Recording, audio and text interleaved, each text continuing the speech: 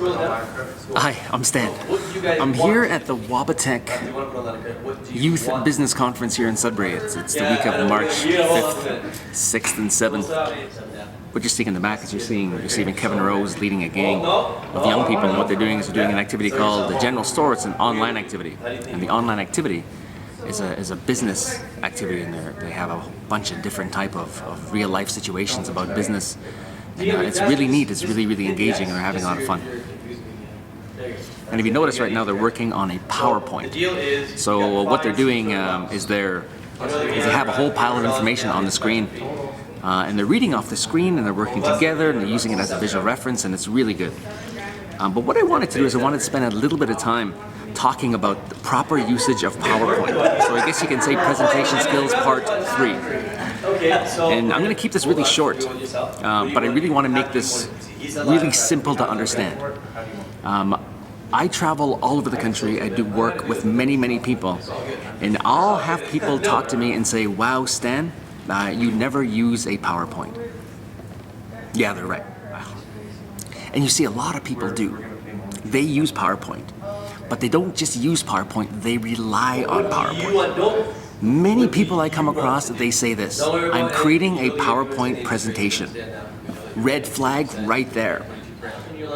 What I want to see as somebody sitting in the audience is I want to be engaged in a presentation, full stop. PowerPoint? No. I want a presentation. I want to witness somebody who's going to inspire me, and going to move me, and going to inform me. A PowerPoint doesn't do that. The person presenting does that. A lot of people, what they'll do is they'll work on a PowerPoint and use it as a script. So what you're doing is you're looking at the machine more than you're looking and you're engaging with the audience. That is a huge no-no. Because if all you're doing is reading, then that's all you're doing, is you're not really presenting, you're reading. You're reading information, you're using it as a script. And so what people are doing is they're not looking at you, but they're looking at the screen beside you or on the other side of the room while you're over here. And they're following along every single word that you're saying. There's nothing more frustrated, in my opinion, is when people spend the entire time reading from a screen. So how do you do that? What do you do? If you need a script, do you put it on the screen? No, you don't. If you have a script and you need to refer to your notes, then you create a separate script you leave on the podium. And what you do on the screen is you put certain keywords, and that's it. What I like to do is I like to put pictures on the screen. So if I'm talking about something, I will show a picture, I will show a graph, but I will never put word for word on there. PowerPoint presentations is typically used as a crutch. I was at a conference one time and I leaned over and I talked to somebody. And I said, "What did we do before PowerPoint presentations?" And he looked over and he whispered in my ear and he said, "We gave good presentations." If you have to have a PowerPoint in order to do your presentation, it's a crutch. If you want to deliver great presentations, you don't need a PowerPoint. If you're able to communicate the message properly, you don't need a visual aid, because people can picture it in their own mind. What I want to see and hear when I'm sitting in the audience is having a speaker look at me. Is having a speaker maybe move around a room a little bit. I do not want to see a reader. Because oftentimes I'll see somebody who reads off the screen and I just feel like putting up my hand and saying, "Can I just have your PowerPoint presentation notes? I don't need to be here, because I can just read your script word for word for word." And I know that kind of sounds harsh. I know it does. And if that's what you do, hey, come on, chalk this up as experience, please. But please don't read off your notes. And please don't read off the screen word for word. What I can't help but imagine is our people years ago, our leaders years ago, our orators years ago.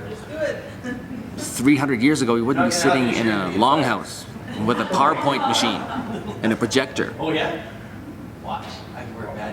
Our people wouldn't be reading notes when we'd be talking to each other. We'd be talking from here. Don't forget, if you're presenting in front of people, you should know what you're talking about. And if you need notes, sure, use notes. But you shouldn't have to read off a PowerPoint machine, because when you read off a machine, you're no longer looking at your audience, you're looking at a piece of equipment. You are completely disengaging from your audience. So fold this stuff up, put it away.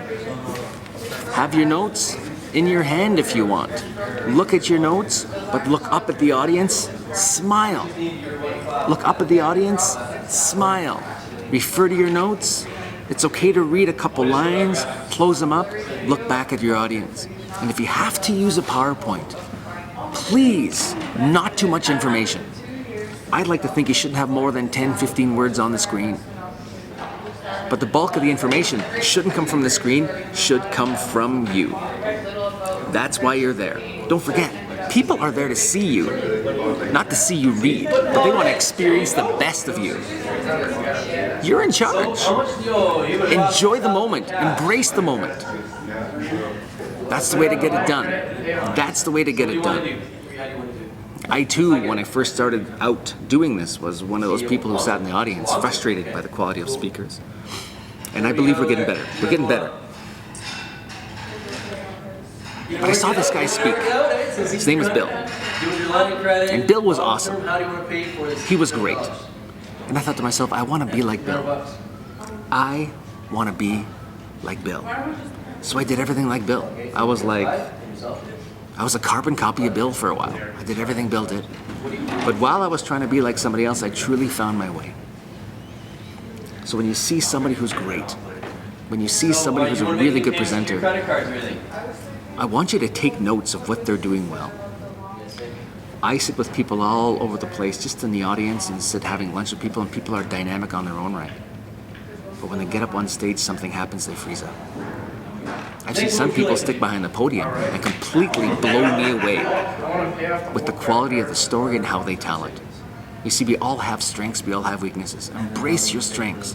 What I want to see is I want to see the same person who's having lunch in the back table over here and being really dynamic and funny and engaging. I want to see that same person up on stage. So it's finding yourself over here and then finding yourself over here. And once you truly embrace and you figure that out, watch out, world. The world will be, and the world can be, a better place. Conferences can be a more engaging environment if we have better quality speakers. Don't forget, the blood that flows inside of you is filled with people that have delivered incredible presentations and power speakers and power presenters. It's how we used to be. And it's what you can become. It's in your blood, it's in your right. It is your birthright to blow people out of this world with what you say and how you say it. Anyhow, that's it for now. I'm Stan. Thanks. As a professional, I probably would make decisions he's making. Letting you guys know that. But I'm not telling you what I do. I'm not telling you because it's not my game. I've done this.